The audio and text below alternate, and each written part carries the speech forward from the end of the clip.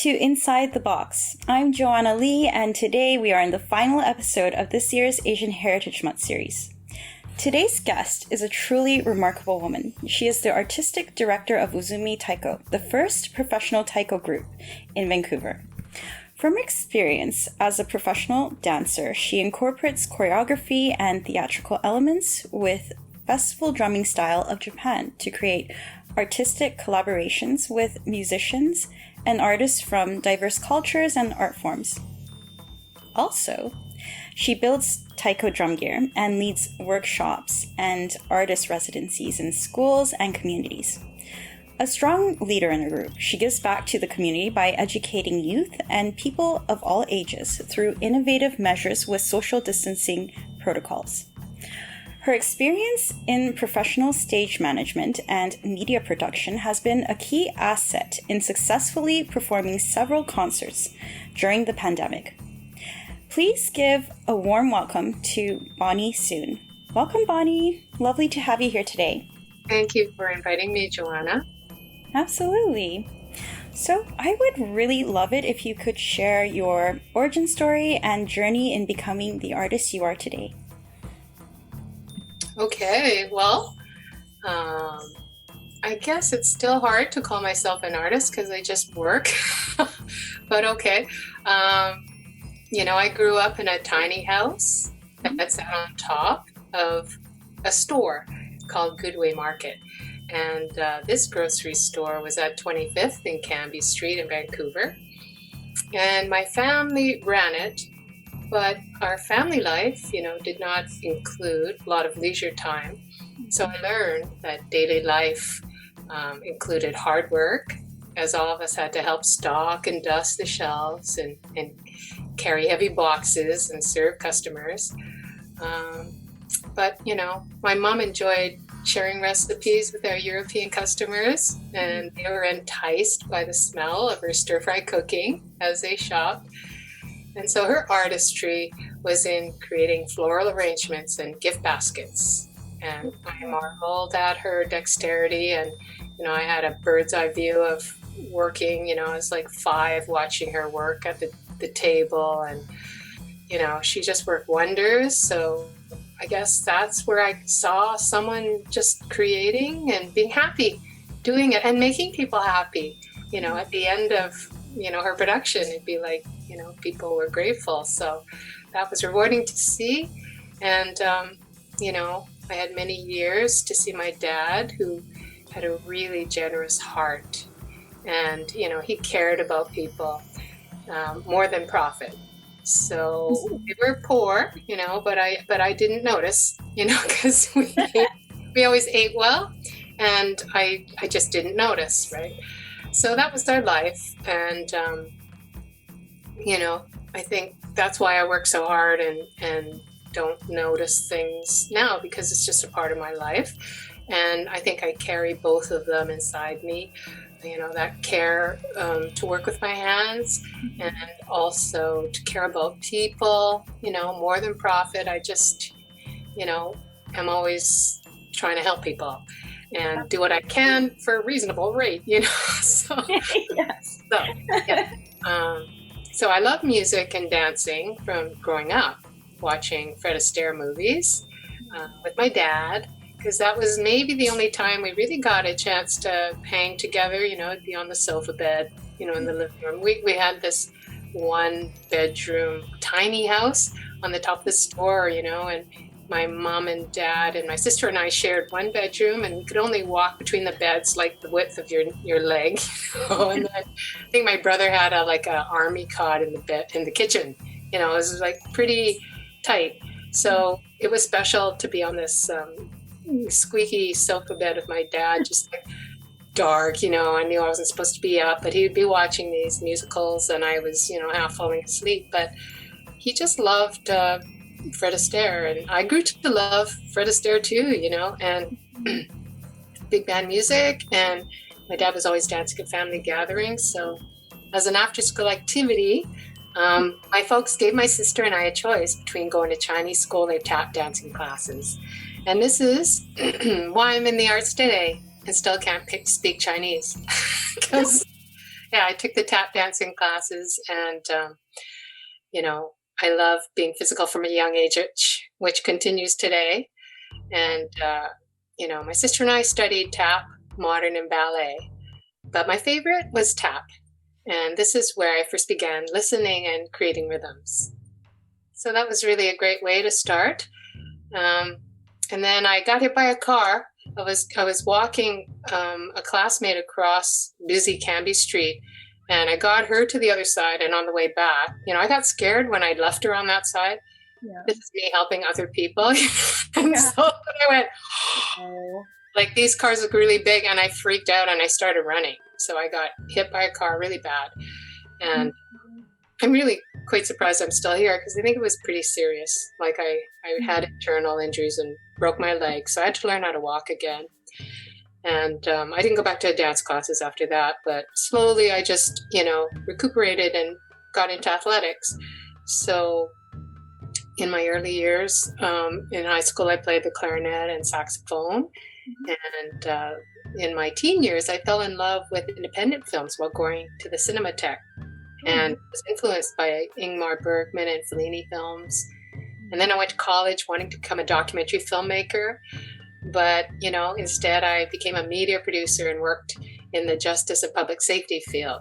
So I was more of a education media specialist, just went to the wrong school. I didn't know it. And so it was okay. I enjoyed learning all that I did. And I had a good job working in the justice and public safety field, and, found that I needed more in life. So I started, studying dance again, and discovered, okay, this is more important for me to pursue dance than continue with my media career. So I quit that job, much to my parents' dismay. And I ended up touring with the Paula Rust Modern Dance Company, Kokoro Dance, and Snake in the Grass Moving Theater, before becoming involved in taiko drumming. So that was how I was led to taiko drumming. And I was in a production with taiko drummer John Endo Greenaway, and he invited me to join Uzume Taiko in 1991. So that's how I got involved in taiko drumming. And during the early years in Uzume Taiko, I worked as an equity stage manager in professional theater, and learned valuable skills and developed more comfort in professional theater settings. Because that was scary, just being on a stage. It's so dark, you can't see anything, where am I going? And so during that time, I studied hand drumming and world music percussion styles at Simon Fraser University summer intensives. And in the Lower Mainland with independent, music teachers.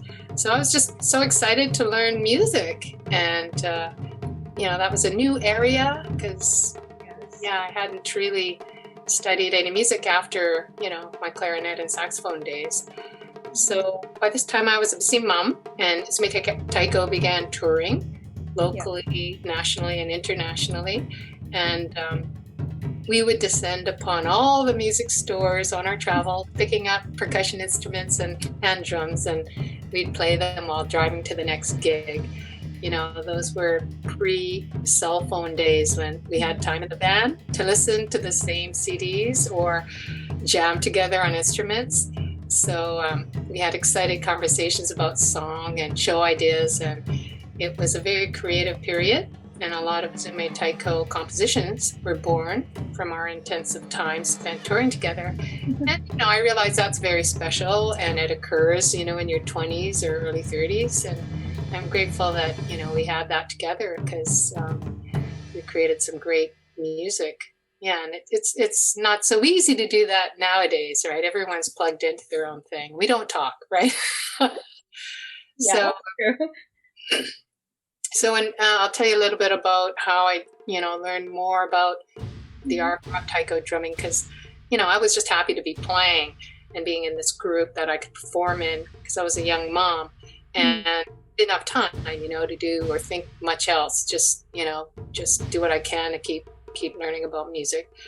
But in 1997, the first North America Taiko Conference was held in Los Angeles, and I was introduced to many taiko pioneers, like Seiichi Tanaka from San Francisco Taiko Dojo, PJ and Rohiro Bayashi from San Jose Taiko, Kenny Endo from the Taiko Center of the Pacific, Alan and Merle Okada from Seoul Taiko in New York. So I learned about the development of North American Taiko and gained more perspective, into the art form and history. So for a decade, I attended both regional and North American national conferences as a participant and workshop leader. And I studied with many accomplished Taiko players, like Kenny Endo and Tiffany Tamarabuchi from Sacramento Taiko Dan, and Tetsu Hayashi, he's a soloist from Japan, and Ryutaro Kaneko from Kodo. So these were some favorites that, I admired and then learned from, because, if you like someone and you regard them as a mentor and you try to emulate the gift they gave you in the time you had together learning from them.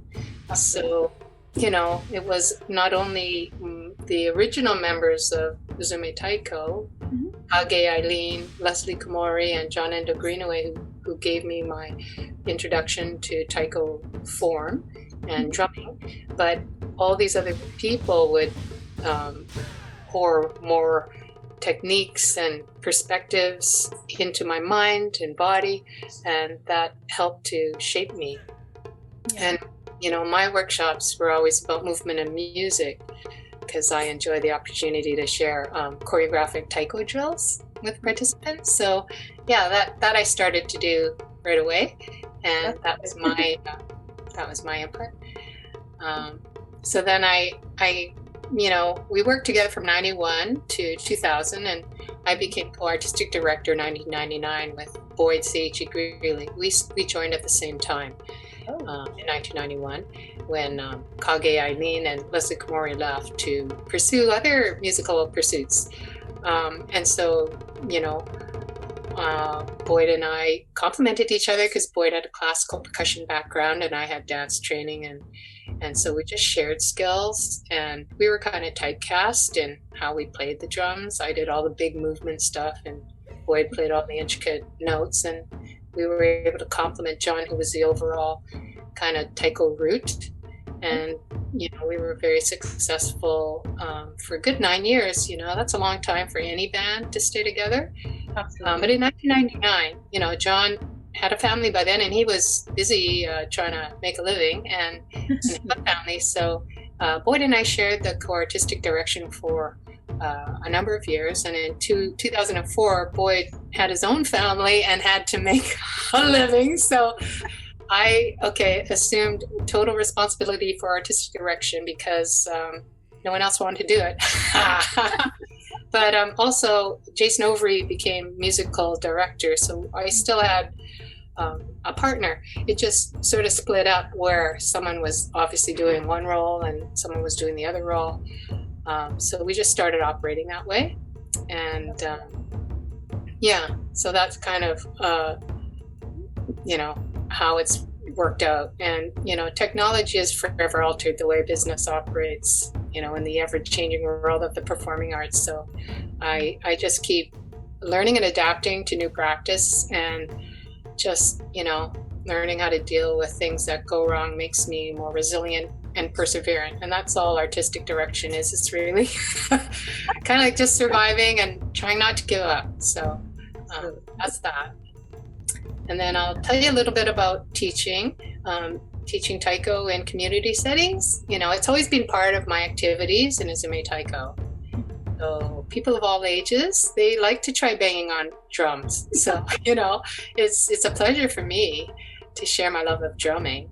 And apart from that, which is, kind of, it's kind of where you might meet people and never see them again. I was invited to do more in-depth work with youth and mentor as an artist in the Learning Through the Arts program sponsored by the Royal Conservatory of Music, and also the University of British Columbia's HART cohort. They also engaged me as an artist mentor for Bachelor of Arts education students. So I develop programs, to engage youth in the creative process, and we use the taiko drums as a communication tool to communicate their knowledge of curriculum-based material. So, it sounds like a lot, and it was a lot, and yet, the ultimate goal was an exercise to develop teamwork skills for the students, right? And to encourage them to participate in school. So I think it had its purpose because they had fun and I had fun too.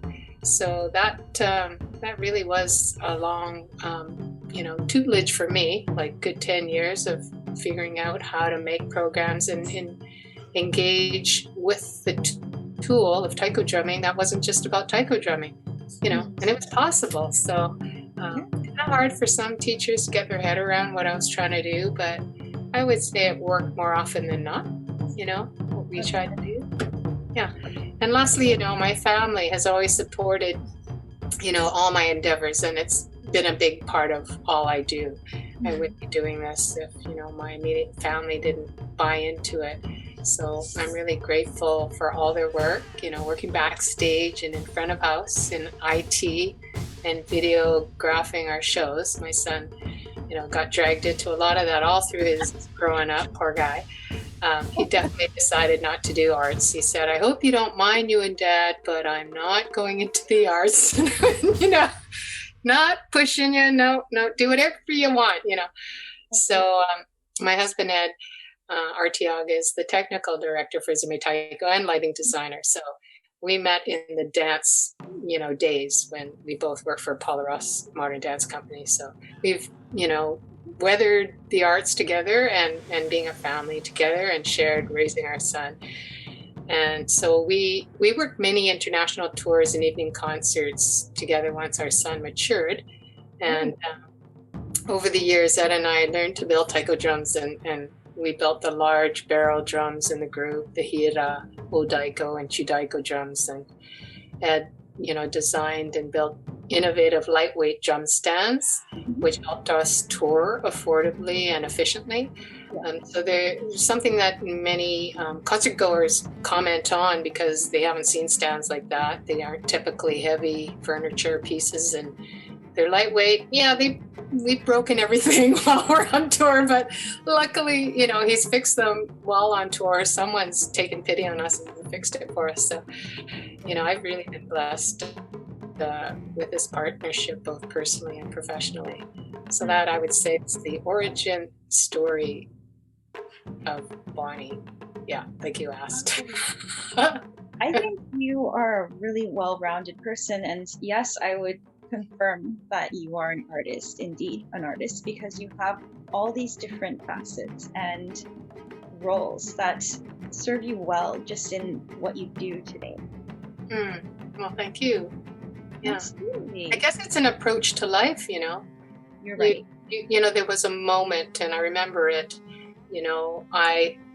I was a young mom. Already I'd left that, good paying media job, but I had decided that if I continued dancing while having this baby, I might not be a good mom. I had very little tolerance, and I thought, oh, you can't be this tired when someone needs you.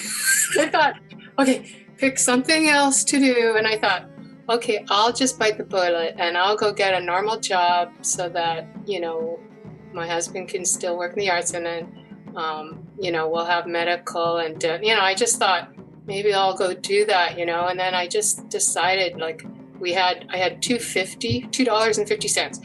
I hated asking my husband for money, right? I was like already a professional woman and I wasn't going to ask for money. And then I had the choice of either buying a loaf of bread or getting on the SkyTrain and going to see a show with my little baby so I wouldn't go nuts. And I went, I'm getting on the SkyTrain. So I just decided, okay, if I just follow my heart, it's going to turn out, I know it's going to turn out. Like, don't reject yet. Just believe, And so that was a real defining day when I really thought, okay, you either just start working or just keep going to shows and know that you'll get back in there.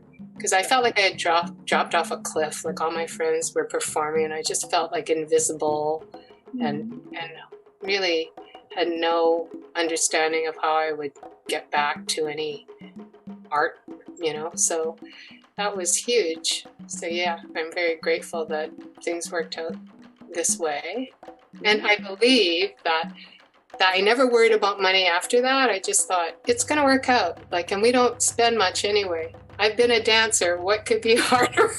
Like paying for your daily class and then not making any money.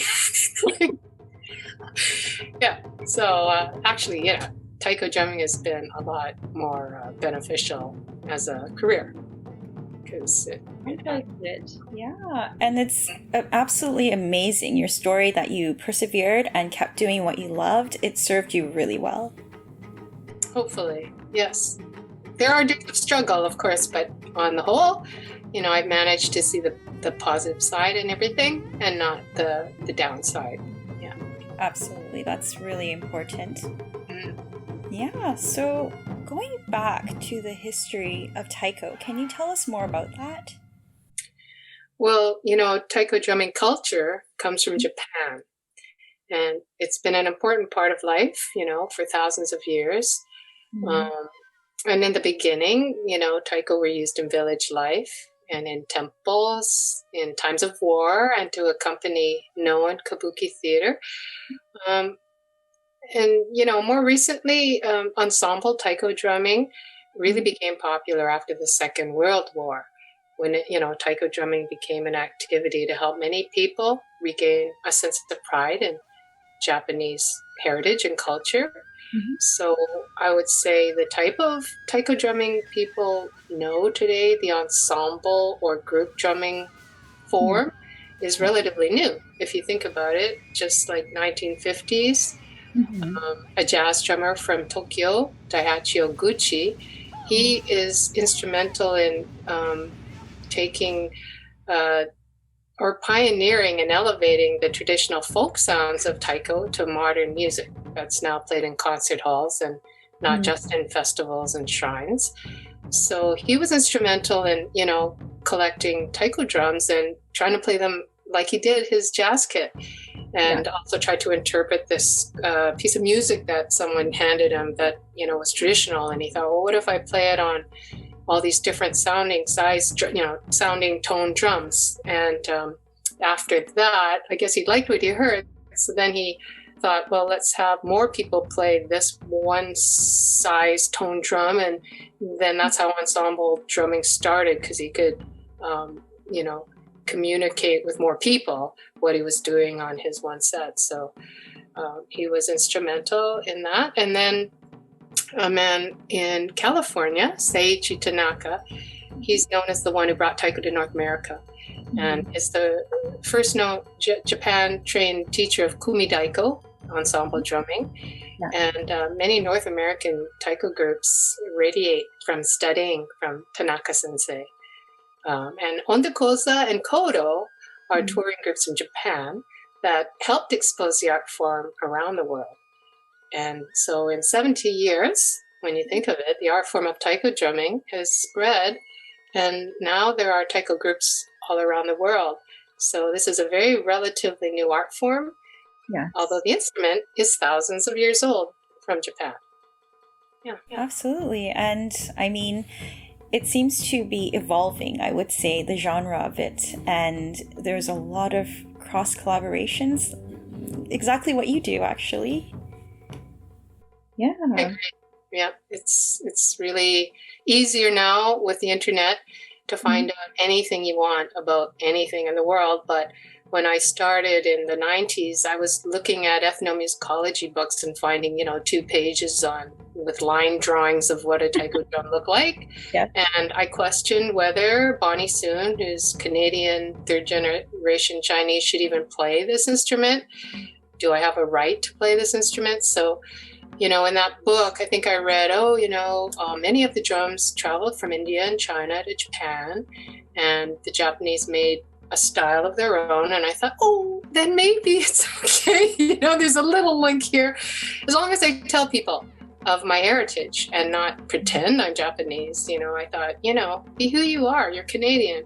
And I think it's okay if you're in Canada and you're trying something that, we're all put here to share. So let's try just doing this. So that's how you can, learn so much more now. And that's why there's such, development in what people are doing all around the world.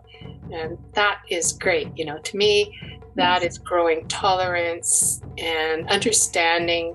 And hopefully, it doesn't matter what you look like on the outside. If you love something, you're allowed to do it. It's not as easy as all that, but yes, that's why we do it, Absolutely. Other than the culture, what are the differences between taiko and other types of Asian drums? Okay. Well, I mentioned that, the drums seem to come through India and China. But, taiko uses the whole body to play the drum. It's kind of like martial arts drumming. So that's one thing, the way that you play them. You really have to invest your body, mind, and spirit. It's of the whole thing. And it's very based on being present, I think that's why a lot of times the music isn't written and you're not reading a score, because you almost have to memorize all the works. And then it's like, okay, man, I'm just in this mode, and so, like you get to know intimately what it's supposed to be, and you're not guessing, you're not reading and not knowing what's coming up, or I don't know. So that's one thing. And then, the way the instruments are made traditionally, the bodies are carved out of one tree trunk, which is like, intense, right? It's very heavy, it's very expensive, great sounding, but that's traditionally how those drums are built. So that's different. And so, here in North America, we've built taiko drums from barrels, or staves. And that's happening more around, the world, because it's hard to find big trees. It's expensive. And people don't have that infrastructure to, carve out a trunk. So other taiko drums are built from staves, like the Educator and the Shime. And those... the heads of Educator and Shime drums are usually stitched over a steel ring and then laced to the body with ropes, so you can tension and tune the drums. But that's not possible on the barrel drums once they're tacked in place. They're not tunable, but the pitch varies according to humidity and climate factors. But yes, so I think, there's a whole way that the instruments are made that is particular to Japanese drum building and, just the style in which we play them. Yeah. So, do you mind giving a demonstration for our audience? Well, I think it might be nice if I tried to give a little demo on how to do the basic taiko drum stroke, because it's, not beyond anyone's ability. So it's always fun to be able to, in a common sense, practical way, explain what we're doing, because it's not about being strong and hitting it as hard as you can. And once you understand the basic stroke, you pretty much apply it to all angles that you play, because we don't just play on the upright, we play on the angle, and then we play on, a 90-degree angle, and then really low. So, but you understand the basic technique, I think, and keep that in mind, then you can play safely and with good sound, good results. So I could try doing that. Absolutely. I would love that.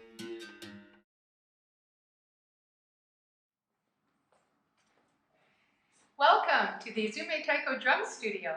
My neighbor is building metal gates next door, so you might hear him during this demonstration, but here goes. The basic taiko drum stroke is the same for all the drums we play, and this is how we like to approach the basic taiko drum stroke. We think of it as playing from the gears in our arm, the finger gear, the wrist gear, the elbow gear, and the shoulder gear. We guide the drumstick down towards the drum skin using gravity. All right, so here's the gears in action. The finger gear, wrist gear, elbow gear,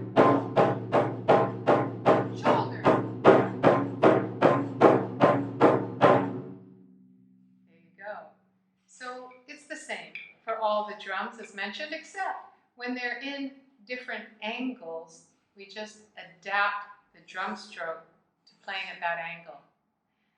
This is the Educator drum and the Shime drum. They can be tuned using the bolt system or the rope system, and their tones are higher pitched. They're very pleasing, and we like to group the drums so that we can play melodically, create songs using the drum tones. These, the Chudaiko and the Odaiko, are barrel drums made in North America. They're made out of wine barrels or whiskey barrels, so they're stave construction, as opposed to the Japanese-made taiko drums, which are carved out of one solid tree trunk. So our drumsticks are matched to the size of the drum we're playing, and the size and weight of our sticks is matched accordingly. So that was a really quick demonstration on some of the instruments we play in Uzume Taiko. Thank you so much, Bonnie, for sharing that. That was awesome, and I'm sure our audience appreciates that. So, how was Uzume Taiko formed? Well, in 1989, after having studied with Tanaka Sensei in workshops, Vancouver-based taiko drummers John Endo Greenaway, Kage Eileen, and Leslie Komori left Canada's first taiko group, Katari Taiko, of which they'd been all, members, like they were just young, probably in teen years. They left that group because they wanted to form a professional group. So really, Uzume Taiko is Canada's first professional taiko ensemble. And they chose to call it Uzume Taiko after Japan's famous goddess of laughter, Ame no Uzume no Mikoto, who is reputed as the first dancer and drummer in Japanese mythology. I wanted to talk more about the current group members and their designated roles today. I currently serve as artistic director, and Jason Overy serves as musical director. And then we have associate artists, and those are people who know the repertoire and have helped compose and create the work and have toured and played many shows with us. And I consider Jordan Riley, Boyd Seichi Greeley, and Naomi Kajiwara as 4 group members, so they're associate artists. And then there are, many guest musicians who played and collaborated with Uzume Taiko over the 30 years. And I still think of them in how they've, helped us create and compose new work for the instrument. So they are always in my mind. So how does the group decide on who to collaborate with? Well, it's generally the artistic director and the musical director who will, decide, because they're the ones that, lead the group. So we initiate some of our collaborations after being inspired by people's work. And then we find out, do you have desire to collaborate with taiko drums? And some people don't, but some people do. A lot of people do. It's a question. They've seen it and they wonder, well, how would we fit with that? But I like your energy. And that's pretty much how it works. I like your energy. I like what you're doing. I like what you're doing enough to learn more about what you're doing. And that goes both ways. So for instance, I didn't know much about Scottish Highland bagpipes, but I've learned a lot from collaborating with Mike O'Neill a lot over the years and understanding his compositional style and how it differs from traditional, Scottish reels and traditional, bagpipe music. So, whenever you collaborate with someone, it's a door to, you can stay on the surface or you can go deeper. And usually what happens is you have to go deeper to understand how we relate and what will bring us together in collaborating these 2 art forms that are not usual to be presented together. So that's kind of how it works. And, we initiate some of them, and then some of our musical collaborations result from just working together at events, and we'll kind of really just bump into each other a lot and say, yeah, we should work together. And you say that enough and you go, yeah, so let's just work together, Yeah. And so then you get kind of tired of being thrown into these situations where they tell you like, now collaborate, you're like, oh, okay, and so you think, okay, well, let's just get prepared. So when they yell that, we actually have some stuff, so that's been some of it. And then obviously there are some festivals that it's a requirement for you to be at the festival and you must collaborate as part of your involvement in the event. You do your own set, but then they just sort of throw you into the gladiator pit and just, duke it out and come up with something. So, all forms of that we've experienced. So we've had a lot of collaborators, just, been all wonderful, really. Met some soloists, and then groups. And so it could be classical, jazz, folk, so, we've worked with Corleone. That was, very, very different because they're, 40-member male choir. It was just challenging and different. But again, at that time it was Diane Loomer. She was the artistic director and she just wanted to try it, of course. So we had different, I think she had commissioned Sal Ferreras to write a piece. So that's how it happens. You'll have someone that just takes the rein and gets the money together and commissions someone, and then you're just sort of happy to go along with it. Yeah.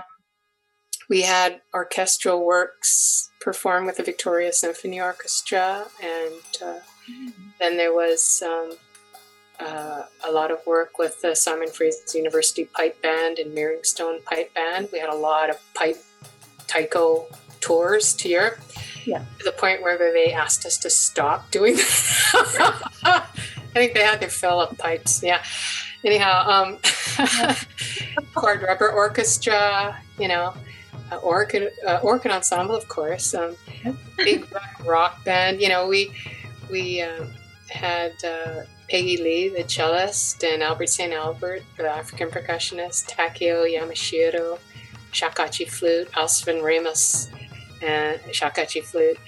I mentioned Michael O'Neill, the Scottish Highland pipes. Yes. We had some saxophone players, Graham Ward, Amy Newman, and Max Murphy. Max Murphy is also an electronic music composer. Curtis Andrews is South Indian and African percussion. Whereas Sihon, world percussion. Dave Corman, electric guitar and synthesizers. And then we had, I love dance, so we had theater and dance groups also. We worked with Gerardo Evila, who's a master clown and helped us so much with our mask work, and as a theatrical consultant in our shows, and Kokoro Dance and Polaros Modern Dance Company, Snake in the Grass Moving Dance Company. I'm so grateful to my mentors and that they share their incredible, wisdom with us. Rosario Flamenco, Vanessa Goodman, modern dancer, La Rita de Leon Dance Company, Vancouver Contemporary Chinese Dance Company, Ching Shin Wei, and Mortal Coil, which is like a, still chicks on sticks kind of, outdoor public event collaboration. So a lot over the years, we were pretty busy. Wow. So, thanks for sharing that.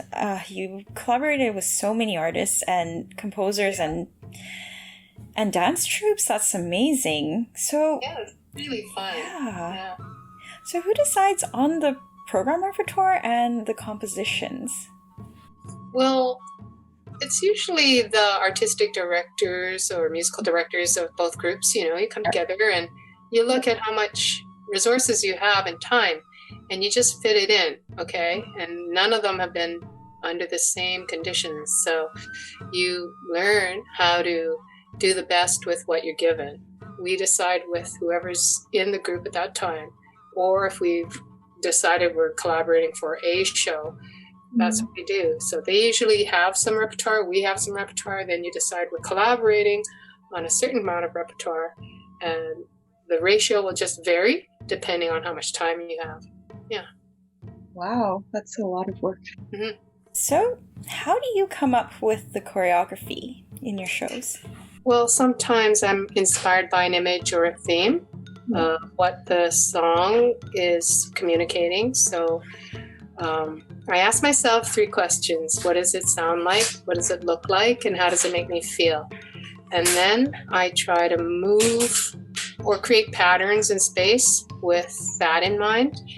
And sometimes, the rhythms will produce certain movements because that's the only way that you can move your arm in the given time, but I'm more of a lyrical mover, so my movement will be round and regenerate instead of like harsh and, tight. My body doesn't survive long under those conditions. So, I tend to make movement that sustains me. So I do that. And of course I love emotion and I love humor. So yeah, I think when I have larger groups of people, I like to work with patterns in space. But in our small little troupe, we just allow people to have their own body nuance because we're all built differently. We're not core to Taiko. But we will have choreography that we all try to maintain, like how are your sticks angled and where are we looking, how low do we get, or where's your arm extension. So I allow people to interpret it given those parameters. So that's a little bit of it. Yeah. Yeah, wow. So it's very trophic in a way and melodic in the sense that it's going towards the rhythm and that sort of shapes your choreography. Yeah, and then there are some songs that are loving and some songs that are just like brute force, so that texture is what you lay on top of the choreography. Okay, this is a hard texture. This is not a festival song we are playing for our life. It's like, I don't know, just decide, okay, like, because in a program of drumming, gosh, you have to like present many aspects of the human condition or it's pretty monotone. I like work that makes me interested and brings me on a journey and a story through the human condition, That to me helps me. That's why I go, to be inspired. So I try to create work that would inspire me.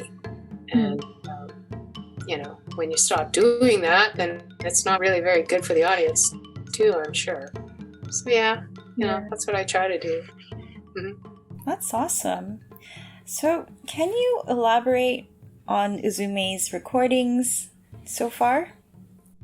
Well, of the 7 Uzume Taiko CDs, I've been involved in 6 of them, and 2 of them are live recordings. So that was easy, harder for the technicians. But what I learned is that recording is so much different than performing. And, what a harsh reality. Oh boy. Like, okay, it's like everything is magnified because you're only listening. So much more care has to be taken on the arrangement and then on your playing technique. So, the recording doesn't lie. So messy playing and accuracies, it's just like amplified. So I'd say, we work a lot on creating new arrangements of our recorded songs, just because you're missing the visual element and all those parameters I just mentioned. So it really takes a different hat, and dynamics, the quality of the drum tone and the textures, they all become very important, as everyone knows who plays an instrument. It's not any different for Taiko. So we spend a lot of time on each project, and they really become labors of love. They aren't just flippant things that we throw together. It's a huge undertaking. It's like giving birth, like you really spend a ton of time perfecting it. And then often you never have to hear it again. You've listened to it so many times. I mean, I love listening to things that we've created, but if you've invested so much of yourself in it, it really is more, I don't know what to say. It's like capturing a piece of time And so you're just grateful that you were able to do it with people that you were playing with in that 5-year period or whatnot. Because often you move on and you won't play with those people, for a while. So all the guest melodic players are, for me, capture like that 5-year period of time when we worked together. And that's really a joy that we've been able to get them while we're well rehearsed, and the arrangements came together so that they were as interesting for the CD as they were in real life. Yeah. So it must have been an amazing experience, though, just to work more closely in detail with the music itself. It sounds like it would be interesting without having the choreography obviously visible, and you really have to focus just on the music. Yes, and much of this was possible because musical director Jason Overy has a lot of recording gear, and we recorded in our own studio. We didn't pay for studio time. We just did the labor of love, found out how to add, fabric to our drum skins so they didn't have so much overtone ringing, and how to mic them. And, it's really hard to get that low bass, what you really want to hear, that, kind of gut vibrating, low bass. So, after a lot of experimentation and, time, we became confident that we could record ourselves and not freak out, because when you're paying hourly in the studio, you're just freaking out. You can't play. So, I'd say since 2004, 2005, we just started to record ourselves slowly. And, that's how we produced the many albums, is because we did it ourselves. And nowadays it's all changed. It becomes easier as technology's allowed better tools for people to home record. And anyway, people don't even have CD players anymore, so everything's digital. You don't even bother pressing many anymore. You just, that's when you're touring a lot. If you're touring, you need to have CDs, DVDs. But, people, they don't even have a player. So everything is on Bandcamp that we have now. People can buy one song or buy the whole album, but it's not something that we do to make money. People enjoy using our music in films and media productions or dance productions. So we're happy, if we can share our music that way, great. But it's not a money-making venture. Yeah, it's more for us to, lay it down and then forget about it. Yeah. But you're leaving something behind when you do these recordings, so it's always going to be there, and it's like a painting, it's forever there. Very much so, yeah. Absolutely. So, going back to touring internationally, can you elaborate more about that? Well, it was exciting. It was fun, especially at the beginning. It was daring. Vulnerable, challenging, rewarding. It was educational and maturing. It was life-changing and expanding, and it made me appreciate home a lot more. I never wanted to be home. I wanted to leave, I wanted to be out there in the world. I wanted to go to New York, I want to see all the big cities, what is this, like this neighborhood, so I just thought, it's only real if you're out there. And we were out there, and we were in a lot of places that were smaller than Vancouver, smaller and smaller. and you sometimes walk around these places and you think, what am I doing here?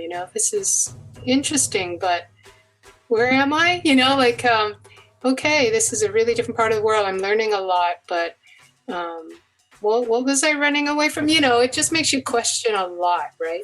So I enjoyed sharing what we were doing and getting sometimes great feedback, sometimes weird feedback. And then you just come home and gratefully have a home where you're very, very well supported with family, and, no one's starving, and our communities are pretty well stable. Yeah, you just, I must say that a huge weight was lifted off my shoulder when I made the choice. I wanted to make the choice and not have the choice made for me that we wouldn't return to Europe. You know, we were on this 2 or 3 year cycle, and I realized how much pressure that was over 20 years of just wanting that goal, but also realizing that it was making me less enjoying touring. Because, you know, what happened was I became wearing all the hats. We didn't have a management company. I was managing and performing and doing technical work and driving. And, you know, Oh my goodness. it's like all of a sudden you realize, oh no, I'm the oldest one on the tour. You know, I was like, looking around and going, but wait, there's someone who's going to save me. And then I realized the horror of it when I realized I was the one. That was my turn, you know, and I survived a good 10 years past that point when I thought, you know, whack, you know, I went, you know, this is now up to me, you know, I've got to lay my credit card down. I was like, oh, thank you, everyone. Thank you all those years that I just was so unaware, you know, I mean, you just go, you know, you should have been more grateful and thankful. And now I can say that to everybody, not that they care, but, you know, now I understand what you did for me. And, you know, I try to make it comfortable for young ones under me now because it's their time to have fun and I'm not going to wreck it for them. I can handle it, truly. But, you know, hey, man, it's going to come a time when if you want to keep doing this, I can tell you what you might have to do, but probably by then it'll all change and you'll have to suffer. So, you know, no point burdening you. If you want to know stuff, ask me, but I'm going to lay a trip on you. Yeah. So it went from us kind of, you know, hiring customs brokers to deal with all our gear to us truly buying our own pallets, putting the drums on the pallet and getting saran wrap and just like, you know, wrapping it ourselves and then putting it on the plane. Like, honestly, it was truly learning every aspect of getting your company there and back. Yeah, you know, I'm super grateful because now I know how to do it. But it's, you know, the way the world works right now, it kind of cut out a ton of jobs that people did. Yeah. So, yeah, you can tour that way, but it's super hard work, you know. But how else are you going to tour a taiko band? It's crazy. Like, truly, you have a ton of instruments that weigh a ton, and you're paying all that freight, and you're paying, you know, you've got a tour manager over there and a sound technician, and, you know, everyone needs a hotel room. And so now I understand incredibly the gift. You know, I'm just thankful, and everyone should be, that the world works and that you're able to do that. It's magic. And it's not magic. So, you know, I don't want to blow anyone's bubble. It's truly magic, but it's a lot of cooperation between human beings to go, and then for human beings to come and see you. Yes. Like, what can you say? That's just like magic. You know, that you say, okay, over there, you know, and June 29th, I'll be over there, and people have got these tickets to go into this place. I mean, if you think about it too much, you kind of can't believe it, but you're too busy. You just go do your thing, you know. But it's super, super, you know, life-changing. So, yeah, go for it when you have the energy for it. It's nothing like it. Speaking of concerts, what was the most memorable performance? The most memorable performance is the last one I performed. You know, like, I really enjoy investing all my focus in what's before me, so I concentrate on that, you know. So I may be playing the same songs, but often it's a new arrangement or configuration, and it really, you know, it really takes all of my attention to present the performance, you know, where I'm present with full mind, body, and spirit.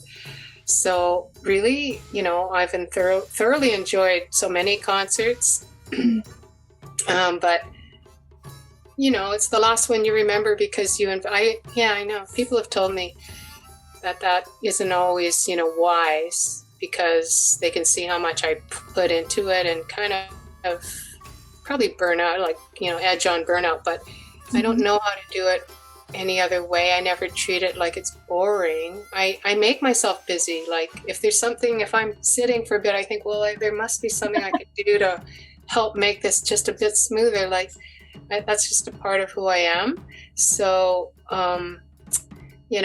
I'd say that. But okay, if you were to say what was memorable because of the circumstance, it would having the opportunity to do orchestral work with the Victoria Symphony.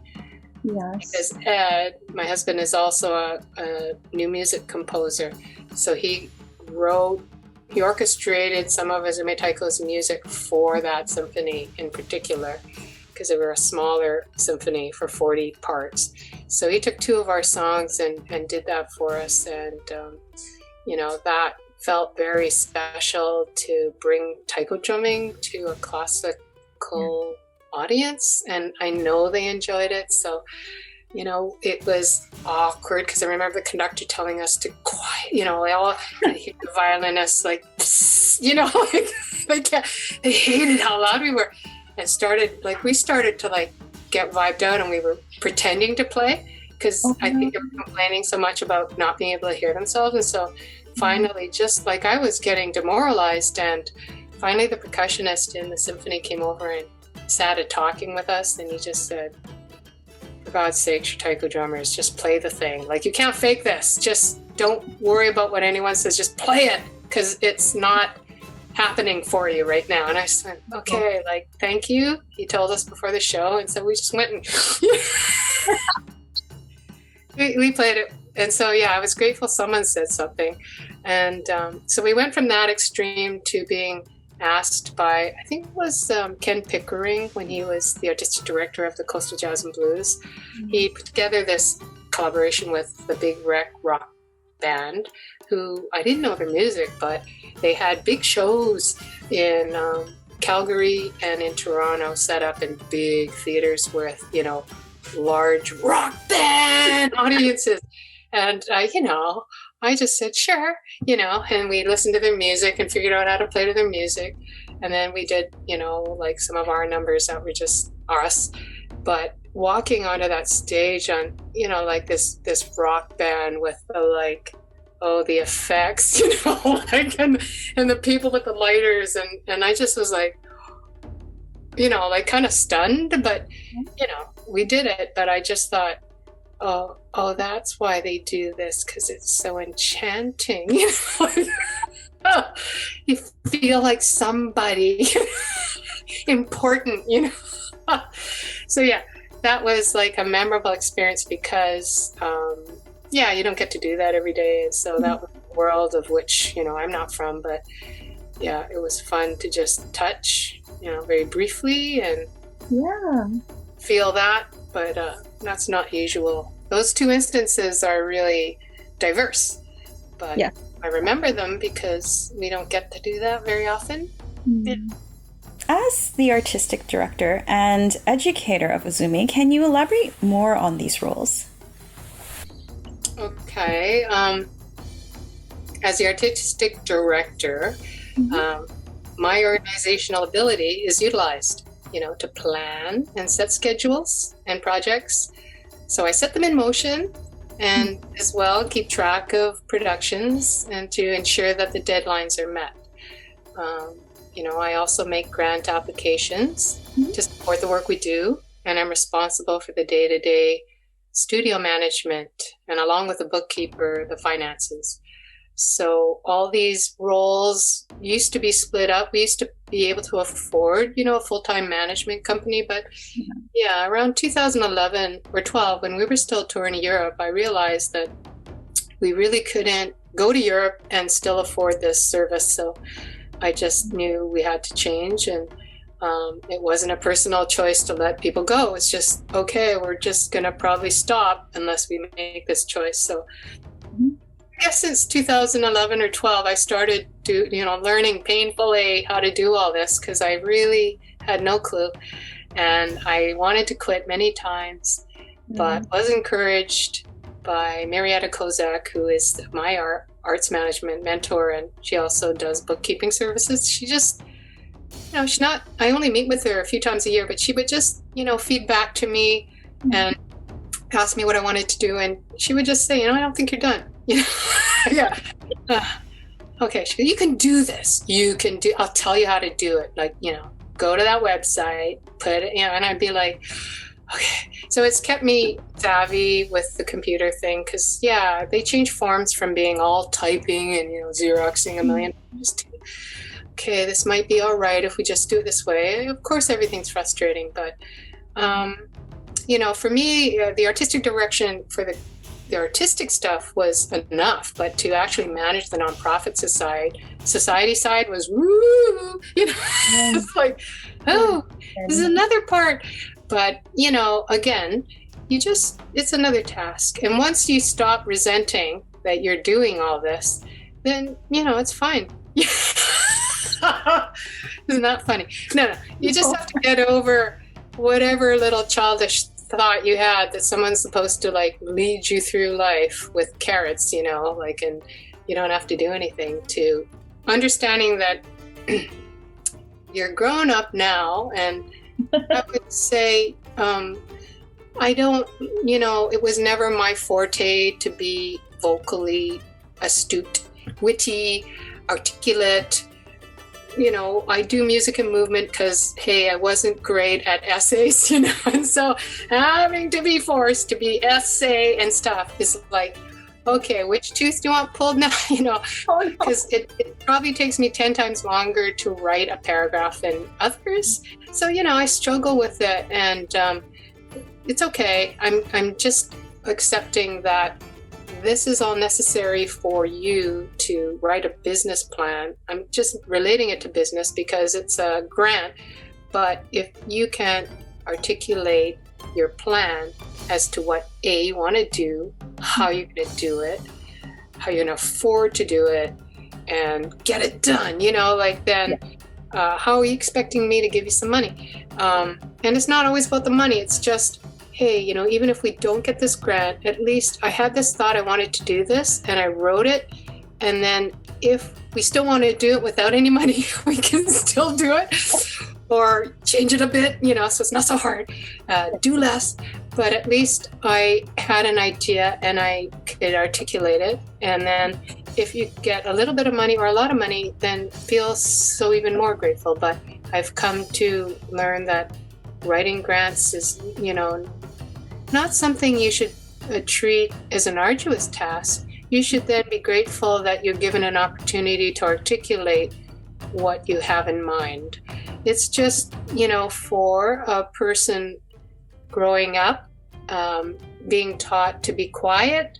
And, I got through life by not sticking out and not speaking up. To have to do this now just goes against everything that helped me survive, so being quiet and not having a voice was easier, and, I guess I can say it's the group that's, it's not Bonnie, it's the group. So I feel very grateful to all of my colleagues who just fold in to the ideas I present.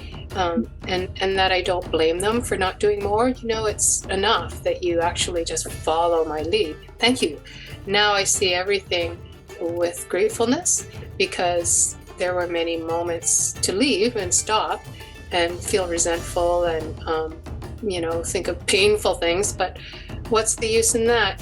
I'm doing everything that I've asked for. And when I get into situations where it's painful, this is hurting, I think, you asked for it. Like, no one to complain about but yourself. So I just go, this is only going to hurt for like another day or 2 weeks, or, it'll be over. You're just going to be able to go back to your whatever you were doing. So just don't whine about it. It's just, you asked for this. So I recall and remember that now, not having a manager asking you, what do you want to do? You have this grant and that grant, and you begin to blame someone for something that you paid them to do. You paid them to bug you. Now, is it fair to hate them now because they're bugging you? like it's a weird kind of thing. So all I can say is eliminating that manager has just meant I can play with myself and, anger and guilt and it's okay, like you don't have to do it. I can just say to myself, not important. You don't want to do that, and only write for things that you have heart. There's no point in writing stupid proposals for things you really don't care about. They can read through that and you have no heart in it. So I make plans, and I field requests and decide if they're feasible, worth doing, and then I try to make them happen. I dream up creative projects. I bring them to people and say, you want to execute this dream? I make lots of plans, and some of them get done. I anticipate what's needed to get the job done and plan accordingly, but the best ones are well thought out plans that have heart. And, we're lucky. Those have usually come to fruition. Yay. Maybe not always what you thought, but whatever happened was just good enough. And then as for the educational side, the musical director, Jason Overy, shares that role with me. And for the school and community plan we have, programs, he shares that. And then I handle the ongoing studio workshops and classes that are held at our studio. And, over the years, I've created innovative student taiko drum gear that we use in all our teaching programs because, it's hard to teach taiko unless there's drum and some sticks. So we'd like to provide a hands-on taiko drumming experience for people and not just air drum, So this includes garbage can taiko gear. We use it in schools and in communities and outdoor festival sites. And then we created a whole set of PVC drums. That's PVC pipe. It's hard plastic instead of wood. That's a little easier. We still cover it in cowhide. We use that in our studio. And then I just had, before COVID, stopped it all, I purchased some portable taiko frame drums. So they're like real taiko drum tops, but like I have frame drums so that I can, fit them in my car, and they'd be suitable for all teaching environments. But it's more of a musical experience when you have a real drum skin to play on rather than a garbage can tape head, which is very good when you have 60 kids hitting it at once. It's too loud otherwise, but it's a bit intimidating for people to hit a real drum because they can hear themselves. And it's not always nice. So probably how you feel when people first, go on. So, all of that gear is used, and I dream up programs and artist residencies in schools and communities for people of all ages to participate in. So I'd say that's, equal as to what I do with performance. It's a big part of what we do. It makes me happy to share it. Yeah, wow, that's a very lovely sentiment. And, what a creative way to teach taiko, especially with providing these innovative measures for kids to have gear. Yeah, so speaking of education, can you tell us more about Uzume's teaching manual and inspiration behind the publication? Well, like I said, we've been, developing this pedagogy over 20 years and in many different ages and situations, but generally have settled upon a certain kind of taiko drumming basic drills that formulate a good foundation where people can continue to learn safely and throughout their whole life. So we believe in it, and it's musical, not just physical. We really ask people to listen, because it's not just hitting as hard as you can. And, you have to, even when you're not hitting that hard, you have to listen, to be together and try to match. We're having a conversation. So that is a lot of Jason Overy's insistence. I don't know if I would have ever been aware of that, but, working alongside classically trained percussionist, really good drummer of all different styles, he's just insisted, for that awareness in the room. And through his many years of, just doggedly insisting upon that, I now insist upon that with any group I'm in, because that's really just being more perceptive and letting people come in. and not ignoring that they're killing it, like just, hey, wow, you're really killing it, okay, but we can try this, and so it includes music notation, the drills. So yeah, it's great if you can read music, but you can also learn to read the notes, I think, through this book, hopefully, because it's not too hard. But Jason created an outline for this book 10 years ago, and we've just continued on our path of performing, teaching, and touring, which is what you do when you're just making a living. And it just was really the pandemic that allowed us to say, oh, well, like we're hanging, why don't we just try to make this happen? And so we slowly, planned for it. And this wasn't something that, we received funding for. It was just something that both Jason and I felt necessary as a way of, who knew if we were going to continue? We just felt like if this is our parting gift, it's our parting gift to the world. If we don't survive this pandemic, let's do this, so that's what we did. And we also, did some video tutorials for all of the exercises. So, you can buy the book, and then you can click on all the YouTube links that show you us playing them. So you have us to play, and you know what it's supposed to sound like and what it could look like. So, we tried to offer audiovisual support as well. So that's the benefit of having COVID time and not hanging out there in the world. We just went into our studio and did what we could from our studio. Absolutely. And we'll definitely share the link below in the description box. So have it accessible to our audience. So you have many roles, and you're a role model not only to your students, but probably to the group as well. As a role model to female artists and women in the Taiko community, based on your experience, what advice would you give them?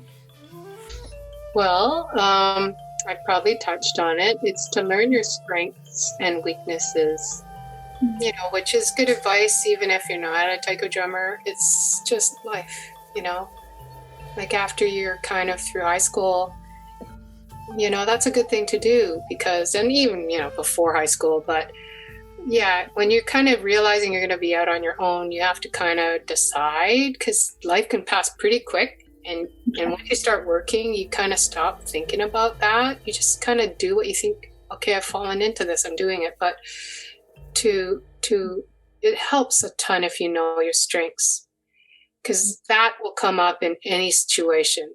And then, if you know your weaknesses, then you will look for people who can help you develop the weakness and also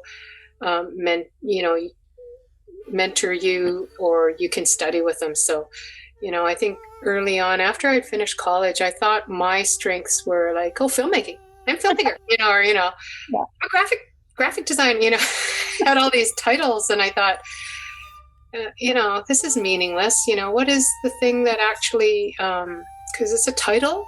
And I thought, what is the thing that ties them all together? And it was organizer. I can organize really well. And I went, that's what I have that makes me successful in all those things that I do, is that I can organize all the things in place and then get that thing done. So then I noticed that, that was the dominant strength in all those activities that I said I could do. That was the dominant strength. And so I just say, try to figure that out, because then you'll be a more helpful person in any endeavor you're in. Absolutely. And then if you do want a solo career, as mentioned, you need to reserve time to develop technically, and see projects that offer challenges and growth. Because if you're a group person, like a lot of us are, you are happy, and you're sometimes maybe allow others to take the harder part, because, it's work. And so that's all. If you want to have a solo career, solo experiences, and learn to rely on yourself, as before mentioned, maintain integrity. So do what you say you're going to do when you say you're going to do it, because, there's nothing worse than, being unreliable. So if you do want to be professional, that's the least you can do. So you have so many accomplishments, I have to say. what would you say are your top proudest accomplishments? I'd say just still being active as a performer and educator. Sharing my love of taiko drumming with others, that's really the proudest accomplishment, because we're only living for today. Yes. It all drops away.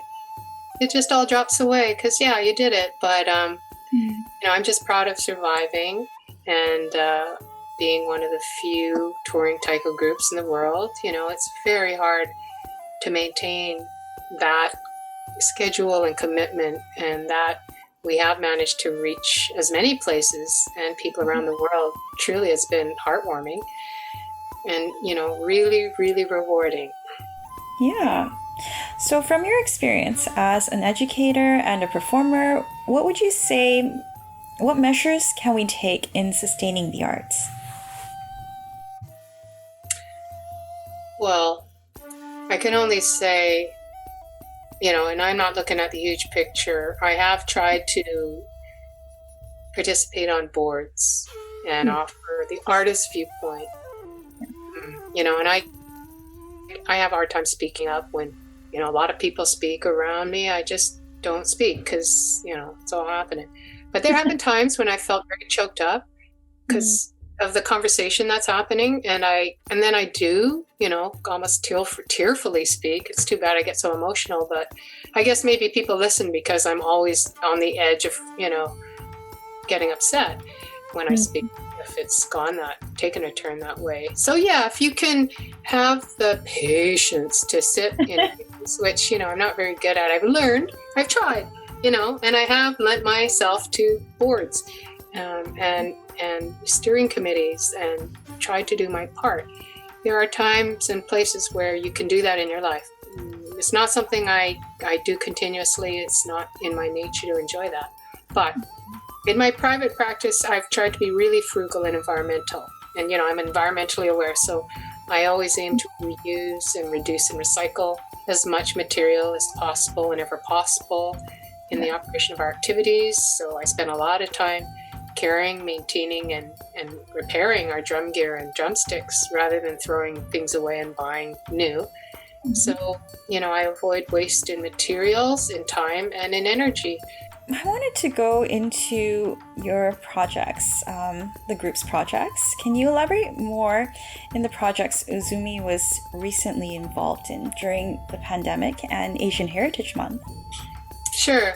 Right away, I had students that were, there were students who wanted to, take class from home anyway, who I think, really felt vulnerable to COVID. So I felt that, okay, we'll try to figure it out. So we figured out how to do Zoom. I invested in a bunch of audiovisual equipment so that our studio could be updated and I could leave it there and just turn it on when I came in. And that required, getting the audio stuff because I work in an industrial park and our neighbor creates metal gates. So he's grinding and it's very loud. So there were certain technical challenges that I wasn't sure we would overcome and make this reality to be studio-based, Richmond studio-based.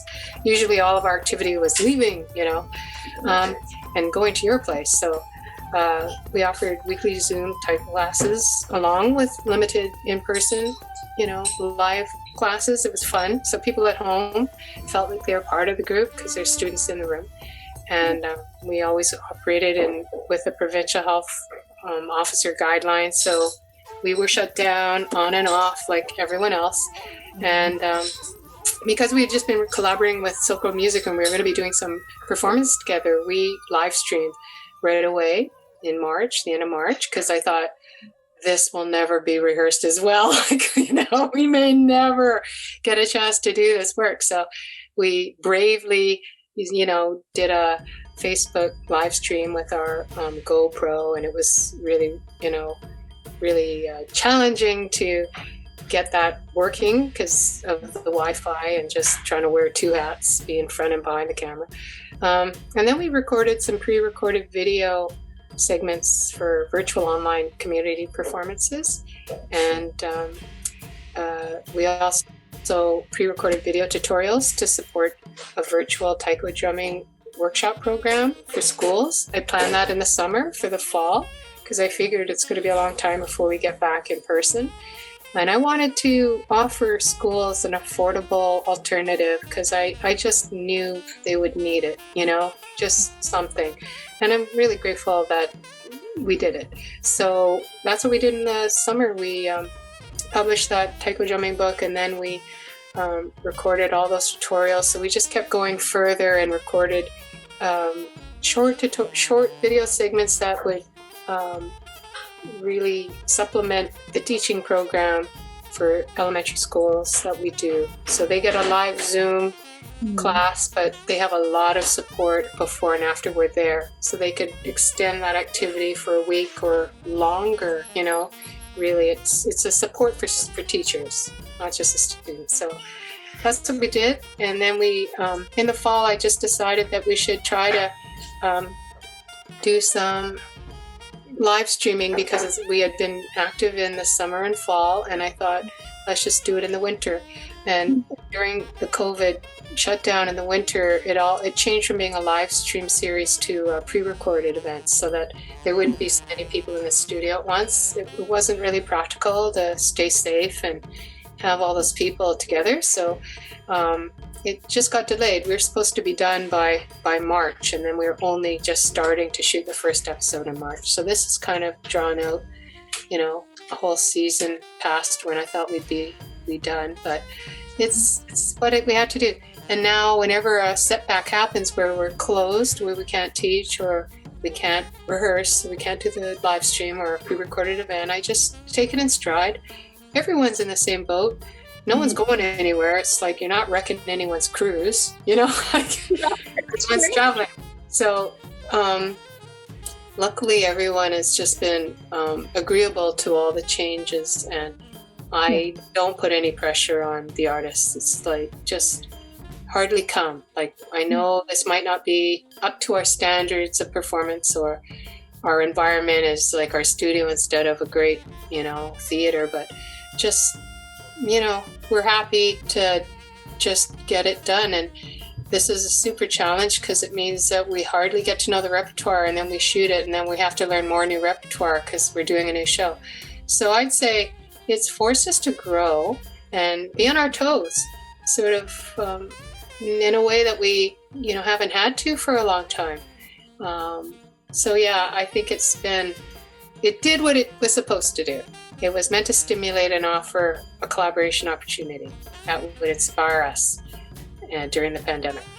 And we wanted to use the resources of our studio during the pandemic as much as possible. And we're meeting our goal, and it's turning out like 500 times more successful than I ever imagined it. I just wanted someone to push the button and it not be me. Like, I was quite happy if it was our GoPro and just someone else pushed the button, that there was like a real audio production person that can make it possible for you to hear the stringed instruments. That's huge.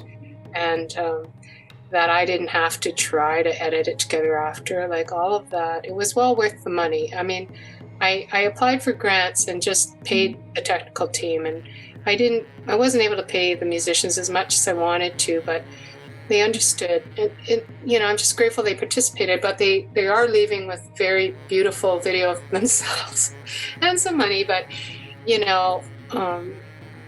it's been a challenge, So that we just tried to keep busy and support people that were like-minded. So I would say Orchid Ensemble, Silk Road Music, and Shinwei, they've all taken their traditional learnings and tried to incorporate it with, other cultures and take the influences that they've learned through their travels and, make a new style. So I thought, we're all aimed in the same direction that way. I think that, of course, I'd love to promote them as much as possible. So that was part of it. And also because we are based in Richmond, and the Richmond city gave us the grant to put this on, I wanted to invite Richmond artists. So that's why Tetsu Taiko and Jingshin Way with the Dorita Lung dancers were a big part of it. So yeah, we all, you kind of take the opportunities that are given to you, and you help that shape where you go, because you're not just fighting upstream all the time trying to do something that absolutely no one wants to see or support. Like you kind of go, oh, they want to support this or that. Oh, well, I'm part of that, and so you align. And then I asked people, they didn't really know what I was asking them to do. They just said, okay, if it happens. And then when it really happens, people realize, they have to. But I don't think anybody knew how it was going to turn out. They all seemed quite surprised, and as I was, that it turned out so well. So yeah, I don't know if anyone really thought it was going to be as beautiful as it was, but Adam knew. The cinematographer, Adam P.W. Smith, he knew. Speaking of projects, are there any upcoming projects or concerts coming up for the group? The third event on July 10th with Tetsu Taiko and Uzume Taiko, that's coming up. And I'm really hoping that the Uzume Taiko community players can be involved. Those are all the students. And we were really primed and ready to have them in the show earlier. But we've been off for 2 months, so I'm hoping that they can, we can do something and have them in the segment. Yeah. But I also don't need to pressure people. So we'll just see how it goes. But for sure, Tetsu Taiko and Uzume Taiko, because we've known we're going to do this since the fall. And after that, we are working on the Uzume Taiko songbook, which is a continuation of what I mentioned to you. We're trying to revive many of the works from our 30-year history that have really charmed audiences, and some that have not been played for a very long time. So I'd like to lay those down digitally, revive them, and have Adam and Mark help us record them. So there's a record of the work, and that it's contemporary, done now, so the arrangements will probably be changed. But that would be the least we could do, is to create that while we're still under these kind of times where maybe for another year we'll have to be streaming or not being able to really perform live. That will certainly take up our time, both in researching and writing charts so we can play them, because we'll still be in our bubbles, like rehearse at home, come together and try to do them. So that'll keep us quite busy for the year, I'm sure. And then I guess we'll just see how things reopen. But hopefully we'll still be able to perform live and travel. But I'm not going to push it. You just have to wait until the universe opens up. Yeah. Speaking of changes, with today's political climate and systemic racism towards people of BIPOC, what are your thoughts? And how can we bring in cultural diversity and openness to society, especially during Asian Heritage Month and the pandemic? Oh, how can we? Well, I don't know how we can do anything, but individually, I think I've always been aware of sticking out, as mentioned, and being targeted, throughout traveling in various parts of the world where I look different, really, like I'm not from there, I wear a hat, and so I do what I do, which is what I do, which I've been explaining to you what I do. Yes. As a way, to communicate with people who may hold prejudice, so in the best form that I can through movement and music, this is the best use of my energy, in adding to the world in the most positive way I can. So I want to go back to Asian Heritage Month. How would you personally celebrate Asian Heritage Month this year? I've tried to take an interest in the many offerings held throughout Asian Heritage Months. Even if I haven't been able to attend them, I'm aware of what all is going on, and excited and energized that there are young people with a voice, and they're not afraid to speak up, and they're creating, varied programming and dialogues, and that makes me feel hopeful that there are people that will make sure this isn't a hidden inequity, that there will be people that have the courage to have a strong voice, and not just through Asian Heritage Month, but throughout the year. And I just continue to try to support people who are using their energy to support peace and tolerance in our community. And I am celebrating by doing what I do, continuing to do what I do, and do it throughout the year, so that in May, there is a continuation of everything we do, but we could even do more, like this series. Try to aim something to celebrate that time when people are supposed to be aware of it, and there's more of a light shining on, Asian artists and Asians doing all good in every aspect of our world and how it fits together. So yeah, just trying to look up and notice, because exploration is doing a ton, and you are doing all your series. And so this is a time to participate and be available, and if you can offer something, offer it. And then even if there are a few people who enjoy it, it's better. Yeah, That's it. Well said. Thank you so much, Bonnie, for sharing your time, your talents, and all your gifts. It was an absolute privilege to have you here. And to our viewers, thank you for tuning in. As always, your support means everything. There will be an exciting performance of Uzume after, so you will not want to miss this opportunity to watch Bonnie perform. Please enjoy. Don't forget to hit that like button, subscribe, hit that notification bell for future episodes. And in the meantime, please be well, practice kindness, openness, and safe social distancing protocols so that we may all be able to gather in person and support wonderful artists like Bonnie and Uzume. See you next time.